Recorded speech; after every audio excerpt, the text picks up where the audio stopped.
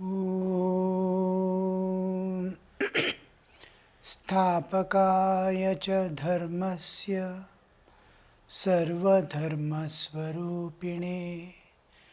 अवतारवरिष्ठाय रामकृष्णाय ते नमः.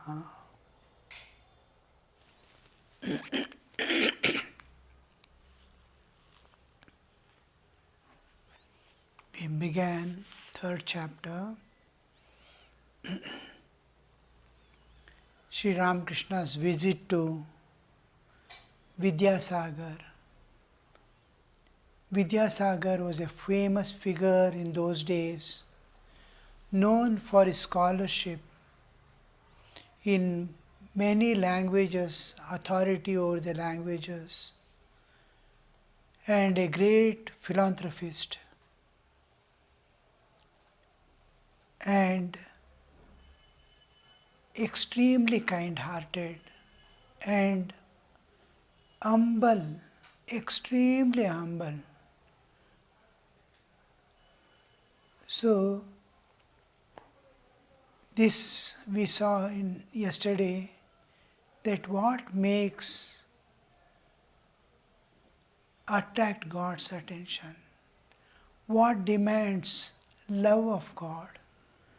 We loving God is different, God loving us is different. In Bhagavad Gita, Krishna goes on telling in the 12th chapter, Same Priyaha, Same Priya. He is dear to me, he is dear to me. He goes on telling the qualities of the people which makes him love them. Because nature herself, like a mother, is looking after all jivas, millions and millions of species. We don't know how many species in various planes of existence are there. So all them individually, one power that pervades the universe and governs as a law, rhythm, that with motherly affection is looking after all the jivas. And anybody being in tune with that nature and feeling intense compassion, it draws the attention of God, special grace of God, and God's benediction, God's grace and God's love flow over him. So here we see Vidyasagar belonged to that class. He was not an atheist, but he used to always ask a question, if God be there, why there is so much of suffering in this world? This question almost all from ancient times it has occurred, it has drawn the attention of all sages, and two things, one, few enjoying, many suffering in this world. This is what draws human attention. Another thing is death. How a person is born, why does he grow, come to this world, grow and die? What is death? What is life? These questions, and the sleep, Jagrat, Swapna, Sushupti, Avastha.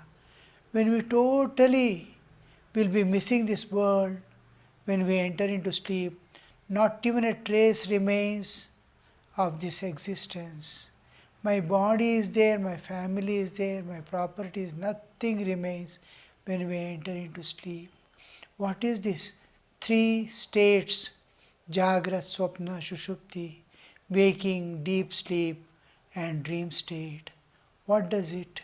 How does it happen? How do we forget? What happens? Where do we go? How the consciousness is withdrawn? What is life? What is Jiva? Who is there in this body? All these questions and these things, that is why there is suffering, joys and suffering. Some are suffering, some are. What is the significance behind waking dream state and what is death? These three has thrown a mystery over the human mind, always with a question mark. What, where? And those who try to solve this problem, for example, Buddha wanted to remove the suffering, old age, death and all forever from human existence, from all jivas, finally realizes, gets the enlightenment, you are not this body. You are an existence independent of bodily existence. You pass through these three states, waking, dreaming, deep sleep. You can enter another state, the transcendental state, the samadhi sthiti, the superconscious state, and know the reality beyond these three states. So, whoever went to solve this problem got solved forever and transcended the nature, got the enlightenment and entered into life eternal. So, this Vidyasagar's question always remained. This question ultimately is going to take him to the absolute reality, the ultimate reality, when he sees all this was happening as a passing event and as a dream passes. Nothing remains. Even bad days, the great sufferings, they also, the days flee. They don't even walk, they flee. So goes the life of humans. So there is a purpose for which the human body is given, opportunity is given, everything is given. When the sun is shining, make hay. So attain what you have to attain in this life with this body. A few years we live and go away. Before that we have to finish this task. Now you see Ramakrishna going to Vidyasagar. Though with all that question, he never stopped his service to humanity, service to animals, whatever he could do good to this world. And even when we were in training center in Belur Math, we used to, all the Sanskrit grammar, just like Panini has written sutras in Sanskrit regarding Sanskrit grammar, the rules and regulations, he has done himself simplified way of making small fine sutras which are handy to use it for Sanskrit as a Sanskrit grammar. Sanskrit looks a little complicated, but till we get accustomed to its way, afterwards it becomes very easy. But everywhere the question, is this correct or not, correct or not? So now and then we have to refer to the sutras. This makes these sutras written by Vidyasagar as a Sanskrit means what an authority as a grammarian he must be having to form original texts as authentic instruction for manual for Sanskrit grammar. So that kind of personality, that Sri Ramakrishna was, he is not longing to see God, but his nature is making God to come and see him. So, regarding Vidyasagar we read yesterday, I will continue further.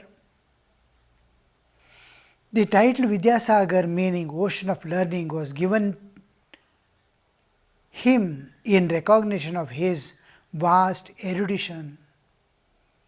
Sri Ramakrishna had long wanted to visit Ishwar Chandra Vidyasagar.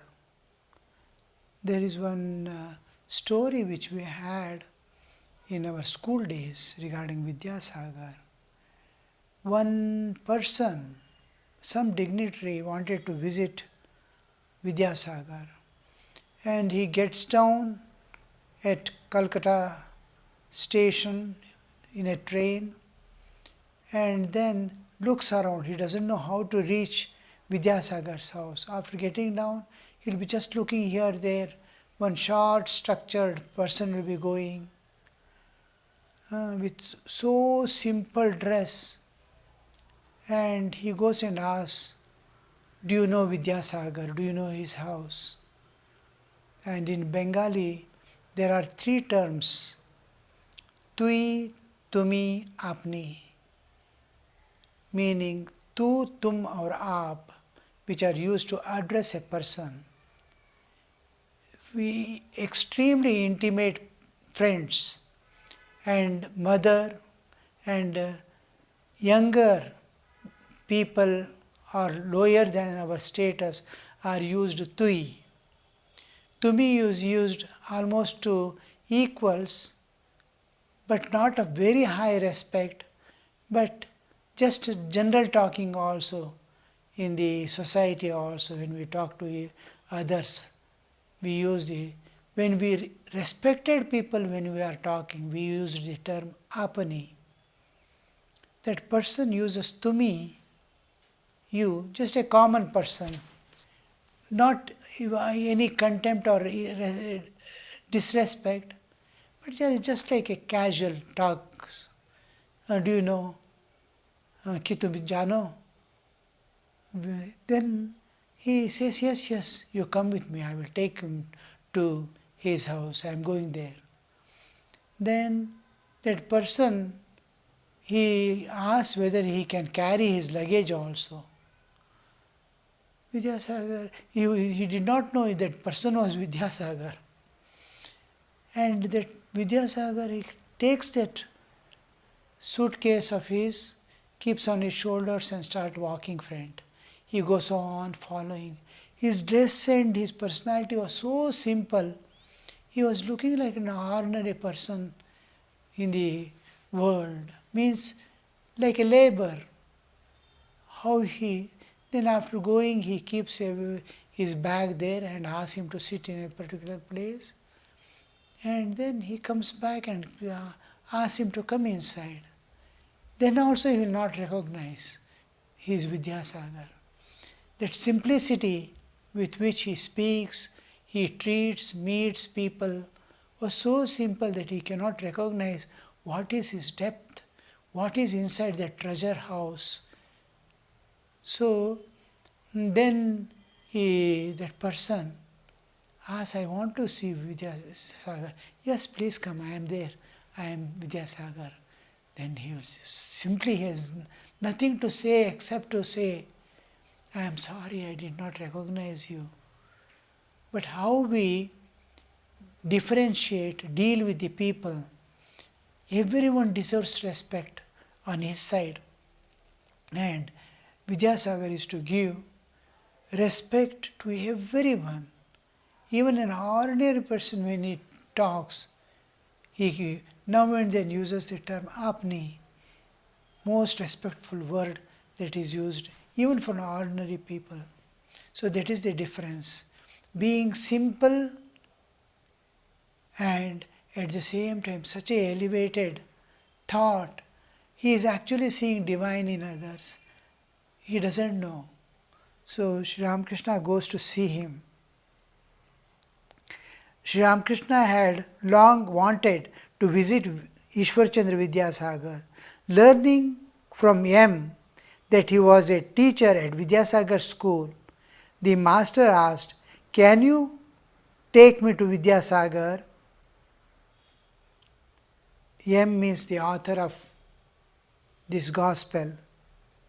He was a teacher at Vidyasagar school. He had a school also. He has built a school for students. Master asked, can you take me to Vidyasagar? I should like very much to see him. I should like very much to see him. See what terms Sri Ramakrishna want to see him is different. Very much to see him. The eagerness. Can you? M told Ishwar Chandra to of Sri Ramakrishna's wish, and the Pandit gladly agreed that M should bring the master some Saturday afternoon at 4 o'clock. M goes and requests Vidyasagar whether he can bring Sri Ramakrishna to him. He accepts on a particular Saturday, any Saturday afternoon, 4 o'clock. He only asked M what kind of Paramahamsa the master was saying.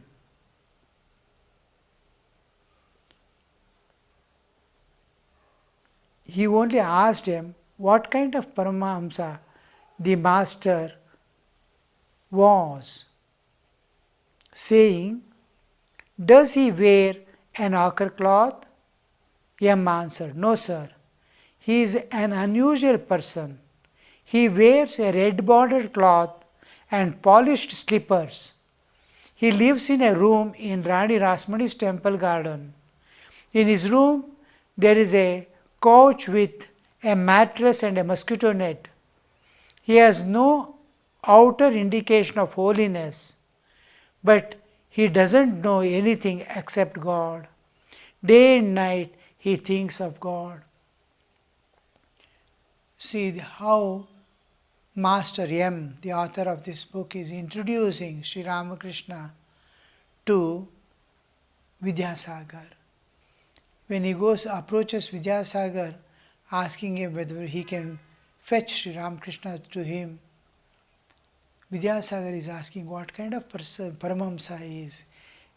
By that time, the common word used for Sri Ramakrishna was Paramahamsa. Paramahamsa is coming to my house. Paramahamsa is going there. Ramakrishna term is less used, but Paramahamsa term is mainly used. Then M is telling that Paramahamsa is coming, and Vidyasagar is asking him what kind of Paramahamsa is he. Does he wear Gerwa cloth, means ochre cloth? And how M answers, you see, no sir, he is an unusual person, means not belonging to the common run. You will see something new, something unusual. Usually we see all type of people, what are there in Mahabharata and Ramayana, you can see around you, wherever you go. Shakuni is there, Dushasana is there, all people are there. Similarly, Krishna is there, Draupadi is there, all types of people. And apart from all this unusual personality is Sri Ramakrishna. Unusual person. He wears a red bordered cloth and polished slippers. In these polished slippers are made up of leather. Leather has to be maintained, protected, especially water and rainy days. It starts stinking if it is not properly tanned, and even otherwise fungus formation and all is very common on leather. So there is a polish which is applied to the leather shoes and slippers. In those days, in earlier days, even when we were in our childhood days also, from inside we used to give some kind of coating. If not anything, we will melt wax, candle wax, highly, and warm the shoe in sunshine and smear it from inside, so that the surface remains, even if water falls, the wetness doesn't get absorbed. From outside there is regular polish of that color. So means it is not a common practice in those days. Most of the Indians used to walk barefooted, and some used to wear the slippers which doesn't need thick kind of leather slippers they used to wear, or wooden slippers, but polishing was not necessary and they used not to do. It gets seasoned by itself by wearing. And because of either not availability or expensive to wear, or with the health or because of the common rudhi, most of the people used to walk without footwear.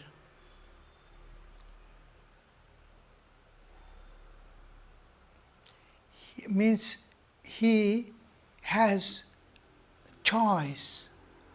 When he says red border cloth and polished slipper, he is specific about certain things.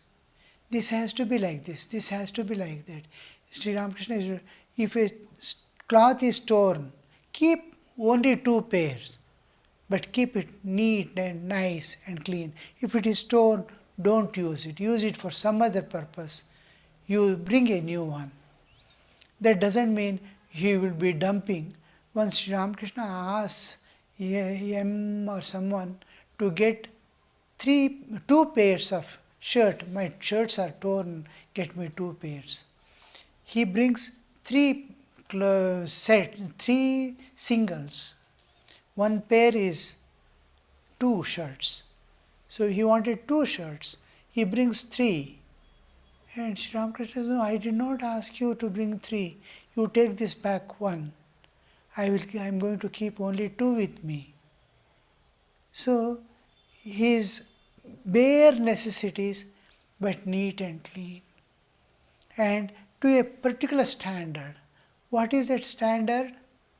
That standard which expresses the glory of God. See, I can be like a beggar also, being a millionaire. At the same time, with minimum requirements of my life, I can be a decent, means people will not repel from me or hesitate to talk to me. The freedom to exchange, to move. One is we need decency, one cleanliness, one neatness, and everything what we speak must be divine. The whole thing, when it presents, it captures the heart of the person with whom we transact. So, daily taking bath, wearing fine, just washed. It need not be ironed, it need not be scented. Nothing. Simple, neat and clean clothes if you wear. There is nothing uncommon. At the same time, it is pleasing to the heart of the onlooker. It doesn't attract the attention also. God, He dresses this, that and all attracts. If you make some stylish wear, it attracts. This doesn't attract, but it pleases our heart. Anybody wearing neat and clean, being neat and decent, it gives a pleasant atmosphere. A divine atmosphere has to be created in our presence. The person who meets must experience that divinity. This peace must come from within. Bliss must flow when it meets. Oh, I met such and such person. I was so happy to meet. That kind of decency, that kind of neatness, purity. These are manifestations of inner purity of because nature is so perfect, absolutely perfect. Look at the stars moving, planets moving, electronic configuration, plants growing, our life existing, with what perfection it is moving. And I am tuning myself in every respect to walk with the nature. That's all. Everything. See, day before yesterday, it heavily rained. I saw every road is being washed, every plant is being washed. Whole thing, atmosphere, air is getting filtered. The whole thing, the city is washed once for all, clean again. Every tree is fresh with, free from all dust and dirt. So I have to be in tune with nature.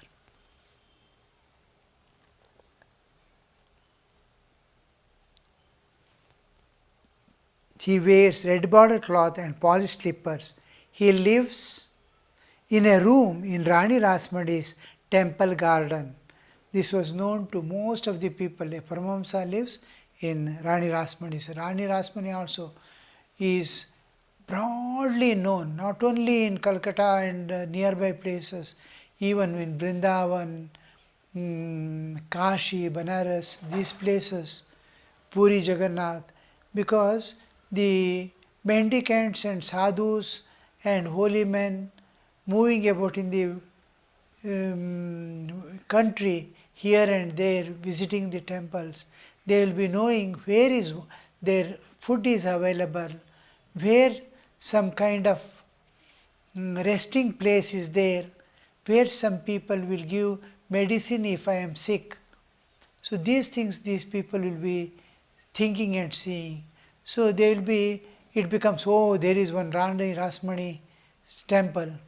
Anybody, any sadhu can go anytime and they will treat as if God has come to their doors. It is so nice. You can go and stay for 3-4 days and keep walking further. So this way of spreading, she was known, just like Vidyasagar, she was known for her philanthropic work also.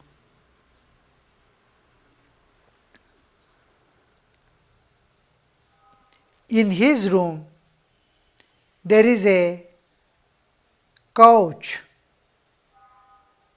with mattress, a cot and a mattress, and a mosquito net. These are bare necessities of life, and his body was so soft, it is belongs to a different, we say aprakrita sharira. It doesn't belong to prakriti, nature. It transcends the nature because of the excessive sattva manifesting. Rajas is intense activity running about with so many desires and ambitions is rajas. Tamas is lethargy, excessive anger, excessive lust and all these qualities. So sattva is where knowledge is there, where there is sacrifice, where there is renunciation, where there is purity, where there is right understanding, where there is power of discrimination, viveka.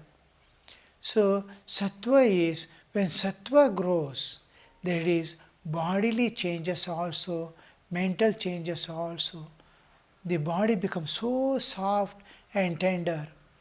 So Sri Ramakrishna is as if his bones is to pain if he sits or on hard surface. He was not able to eat hard. Once a luchi means something like puri. While eating, it will be little hard. His tongue gets cuts and starts bleeding. So soft was his. So everything you have to give selected. So he had a mattress also on which he used to sit and talk and sleep. There were 2 cots, one smaller and bigger. On one he used to sit and talk to people, on others he used to sleep. It had a mosquito net. Night he used to pull it down and sleep. Because you see, these people, they don't want to harm any being, at the same time be protected. and he used to sleep very little. Nights also he used to move about in thought of God. He used to be most of the time he is in samadhi sthiti, in bhava state. So a few minutes or an hour sleep, it must be peaceful and joyful. If mosquitoes are biting, even that small nap that they have, though they are witness of the Jagra Swapna Shushupti, still that body mind wants a little rest. So peacefully, if mosquito curtain is there, no worry. Open the windows and doors. Wind breeze will be blowing. Next is the Ganga. So take rest. So this is what we see about the Vidyasagar's visit. Will continue. Om Niranjanam Nityamanantarupam Bhaktanukampa Dritavikraham Vai Ishavataram Parameshamidhyam Tam Ramakrishnam Shirasa Namamaha.